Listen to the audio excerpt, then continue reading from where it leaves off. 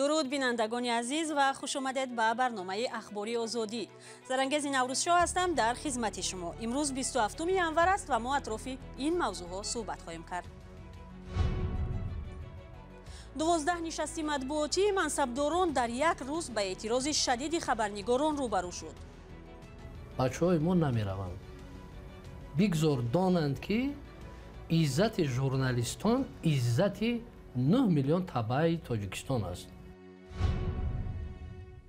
تلاشی از نوسازی دوشنبه، بنیاد بیناهای زیبا و زمانوی یا منفعت مالی؟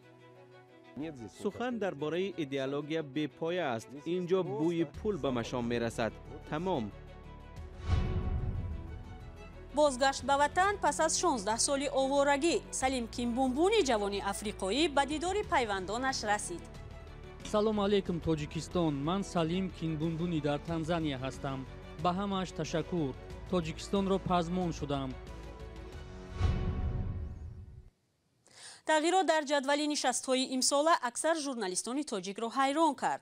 در این جدول ملاقات بیش از 10 منصبدار را در یک روز گذاشتند. این به چی معنی است؟ آیا رسانه‌ها امکان بازتاب این مقدار نشست‌های خبری را دارند؟ همکارانمان مولا رجب یوسفی و برات یوسفی موضوع را با خبرنگاران و مقامات در میان گذاشتند.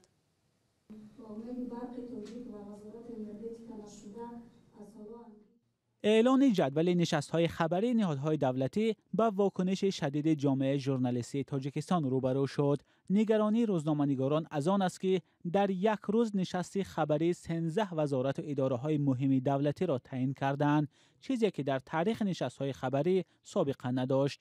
قبلا حداکثر در یک روز نشست خبری تا 4 نهاد دولتی برگزار می‌شد. سران رسانه‌های خبری می‌گویند چون این تعداد زیادی خبرنگار ندارند که در یک روز 13 نشست خبری را بازتاب دهند. من فکر می‌کنم که این کار مخصوص است. مخصوص و کدام معنی؟ به آن معنی که یا تنها به خاطر اشاره کردن که ما همینا گذراندیم، همین نشسته همینا میگذرانن، اثرشون ساقط میکنن، حسابات میدهند. یک یا که آنها سالهای آخر بسیار دعوا دارند که روزنامه‌نگارا سوال دادنی ندارند. سردبیر فرج میگوید برای شرکت کردن در همه این نشست‌های یک روز مجبور است بر اضافه 3 خبرنگارش باز تجربه آموزهای نشریه را به نشست‌های خبری فرستد، کاری را که سردبیر نشریه SSR سیاف مزراب اصلاً کردنی نیست. وقتی که همه اینها رو در یک روز میگذارند، من نمیدونم این از روی کدام سناریو است.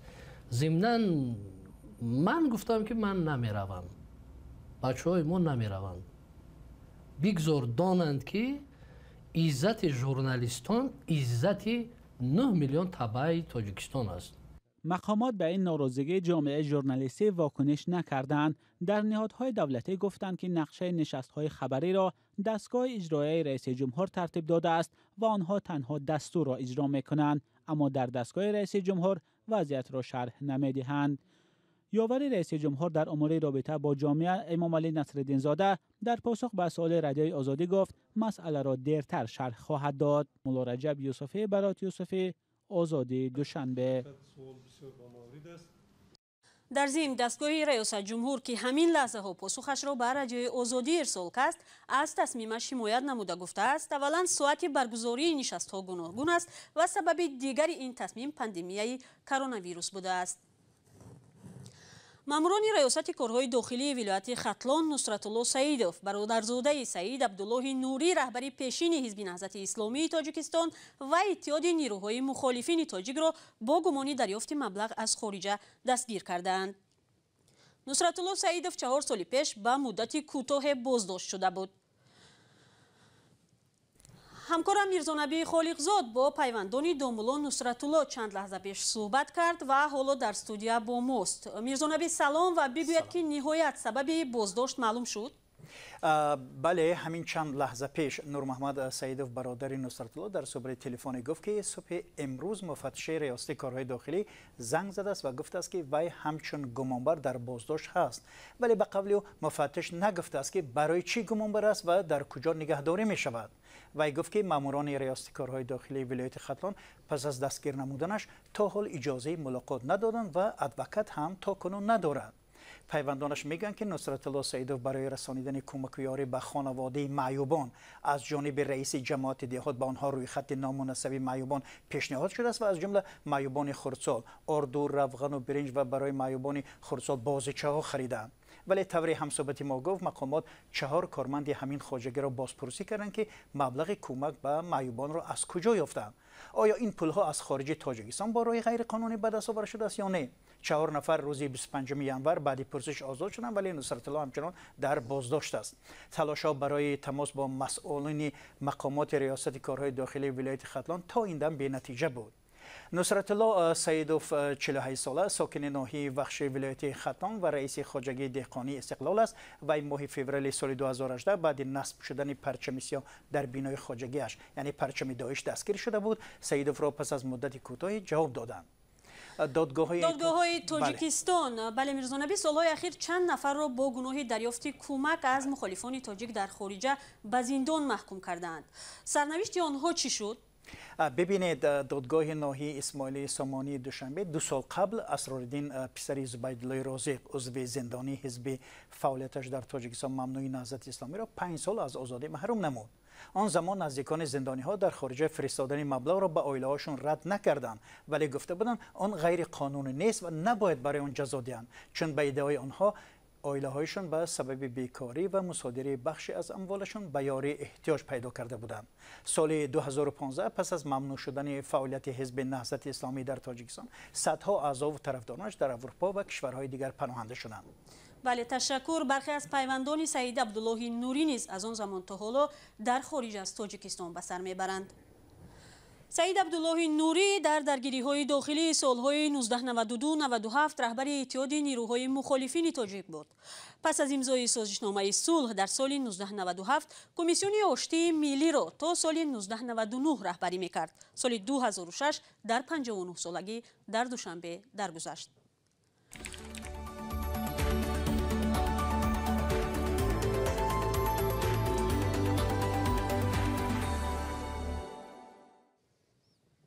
از زمانی به دست آوردن استقلالیت حکومت تاجیکستان تلاش دارد شهر دوشنبه را از یک مرکز جمهوری کمونیستی به پایتخت کشوری صاحب استقلال دارای هویت ملی تبدیل دهد. مقامات به این نظرند که ظرفیت بناهای کهنه کیها به پایان رسیده است و باید در جای آنها بناهای زمانوی بسازند. بعضی از ساکنان و مورخان آن را تخریب تاریخ گذشته می‌دانند و ضد ویران کردن بناهای قدیمی هستند. موضوع را شهلایگل خواجه ادامه می‌دهد. با گذشت 30 سال از فروپاشی اتحاد شوروی، یکی از جمهوری‌های سابق آن تاجیکستان تلاش دارد هویت تازه پیدا کند و گذشته کمونیستی خود را پشت سر گذارد. این کشور آسیای مرکزی که با افغانستان، چین، ازبکستان و قرقیزستان همسرد است، مرزهای معاصر خود را در ابتدای عصر گذشته وقتی که رهبریت شوروی تاجیکستان را جمهوری کامل حقوق شوروی اعلان کرد تشکیل داد. دوشنبه یک دهه خورده که با بازارهای بزرگ خود معروف بود پایتخت نو انتخاب شد. معماران شناخته شوروی در تاجیکستان برای اقامت افروختن بناهای معموری و استقامتی 10 سال فعالیت نمودند. اما بهرام یوسوپوف رئیس اتفاق معماران تاجیکستان که رهبری ساختمان بنای بلندترین شهر دوشنبه مجتمع نو خدمات علاقه در مرکز شهر را بر عهده داشت، میگوید مقام نو پایتخت شهر را به تغییرات کلی وادار کرده است. دوشنبه را از 3 سمت کوه‌ها به آغوش کشیدند. منطقه وسیع‌شوی پایتخت هم تشخیص و محدود می باشد. وابسته به آن مناسبت به زمین و ساختمان منبعد به نرخ طلا برابر است. جنگ شهروندی سالهای اول صاحب استقلالی تاجیکستان که 5 سال ادامه کرد، نوسازی پایتخت تاجیکستان را به تأخیر گذاشت. وقتی که صلح برقرار شد، پرزیدنت کشور امامعلی رحمان با آباد کردن پایتخت، خراب نمودن بناهای استقامتی و معموری شوروی و ساختن مناره‌های بلند آشیانه و یادگاری‌های نوی ملی شروع کرد. ولی وقتی تئاتر به نام مایاکوفسکی و استودی سابق حزب کمونیست تاجیکستان تخریب شد، این اقدام اعتراض مردم را با طلب حفظ بناهای تاریخی به میان آورد. سلاله تاجیکان 1000 سال پیش از حاکمیت محروم شده بود. حاضر صاحب استقلالی دولت تاجیکان برقرار شده است. به فکر من تلاش بنیاد شهری حدالامکان جوابگوی هویت تاجیکان از همین سرچشمه منشأ میگیرد. شاید از همین سبب حاضر در جای اول نه بنیاد بلکه تخریب ساختمان های کهنه است.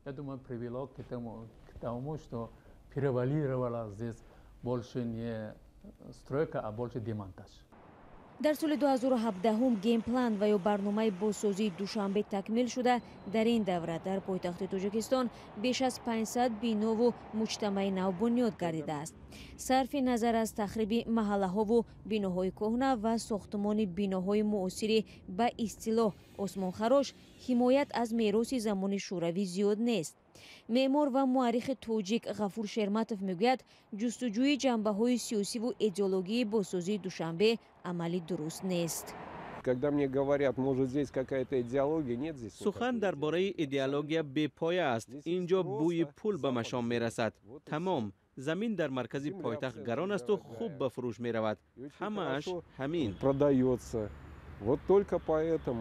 حکومت تاجیکستان روی خط بناهای تاریخی را ترتیب داده، در آن از جمله مجتمع مجلس عالی را شامل کرده است، ولی اکثر بناهای دوران شوروی که سالهای 40 قرن گذشته بنیاد شدند به احتمال زیاد از بین برده می شوند. سلیم عبدول کیمبومبونی شهروند افریقای تبار کشور تانزانیا که چند پیش رادیوی آزادی از سرگردانی های او در تاجیکستان گزارش داده بود به وطنش برگشت. او که بعد 16 سال آوارگی و دوری از پیوندانش به دیدار آنها رسید، در یک پیام ویدیویی از مردم تاجیکستان سپاسگزاری کرده است. فرزان محمدی در این باره تفصیلات دارد.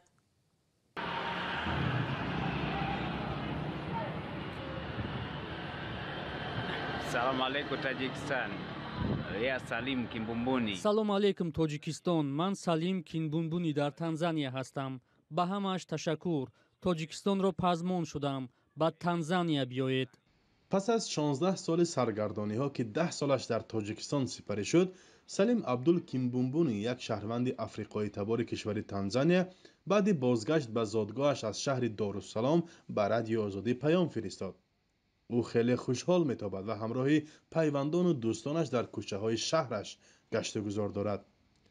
سلیم از سال 2007 به حیث خادم یک سیرک سیار تا روسیه و قزاقستان رفت و بعدا همراه همکسبانش به دوشنبه هم آمد. به گفته او در یک حادثه 10 سال پیش در دوشنبه بار و بخاش از جمله شناسنامه‌اش را گم کرد و بعد این به حجت ماند. سلیم کیمبومبونی بعد دریافت حجت بازگشت به زادگاهش در صحبت با رادیو آزادی گفته بود که باور نداشت روز امکان بازگشت به وطنش را پیدا میکند. چندین بار به ساختارهای حفظ قانون تاجیکستان به خاطر گرفتن حجت مراجعت کرد، ولی این مسئله حل خود را نیافت و مدت در مؤسسه نگهداری افراد بی‌سرپناه در شهر خوجند زندگانی کرد. بهری عبدالرحمن و رهبر سازمان جمعیت دیار که به افراد بی‌سرپناه کمک می‌رساند، ماه نوامبر سال گذشته از سفارت تانزانیا در مسکو جواب درخواست نسبت بازگشت سلیم افریقایی را به دست آورد و او را تا رسیدن به زادگاهش راهنمایی ساخت. او 16 سال در وطنش نبود و برایش در آنجا مطابق شوی حالا کمی دشوار است، ولی حالا کار اساسیش برقرار کردن حجت‌ها، جستجوی کار و عائله دار شوی است. من با او در تماس همیشگی هستم چون که وی در 10 سال زندگیش به اینجا عادت کرده بود. وی با دوستان تاجیکش بخصوص معروف و منصور نیز همیشه گفتگو میکند.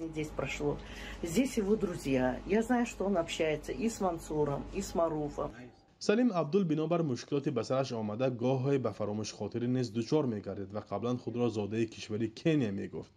ولی با یاری کاربران رادیو و اختیاریان سازمان‌های کمکرسان معلوم گردید که او زاده شهر دارالسلام تانزانیا است و خویش و تبار هم دارد.